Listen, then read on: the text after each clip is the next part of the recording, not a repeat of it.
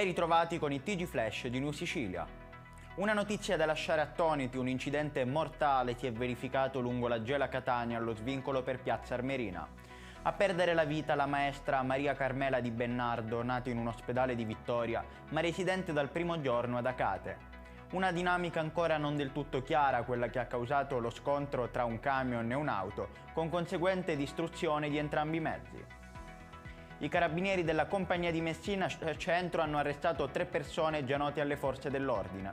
Dall'indagine condotta dai carabinieri sarebbe emerso che i 3 soggetti avrebbero messo in atto una fitta rete volta al confezionamento e allo spaccio di cocaina nel rione di Camaro Superiore. A seguito della notizia dell'aggiudicazione definitiva dei lavori di riqualificazione dello spazio in cui sorgeva l'ex ospedale Santa Marta a Catania, è intervenuto il presidente della commissione consiliare urbanistica Manfredi Zammataro. Al posto della vecchia struttura in cemento, infatti, sorgerà una piazza. Il prezzo del carburante vola anche in Sicilia. I rincari si registrano soprattutto nelle isole minori, dove il costo al litro in alcuni casi sfiora i 2,5 euro. Il record spetta all'isola di Ustica nel Palermitano, con un prezzo di 2,49 euro, uguali sia per la benzina che per il gasolio.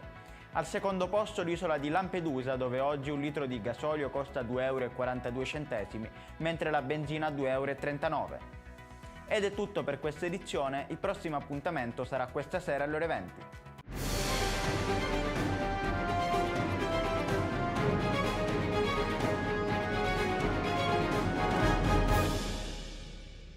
Procar, centro assistenza autorizzato BMW e Mini, adesso anche BMW Motorrad, via George Marshall 7, Mister Bianco, Catania.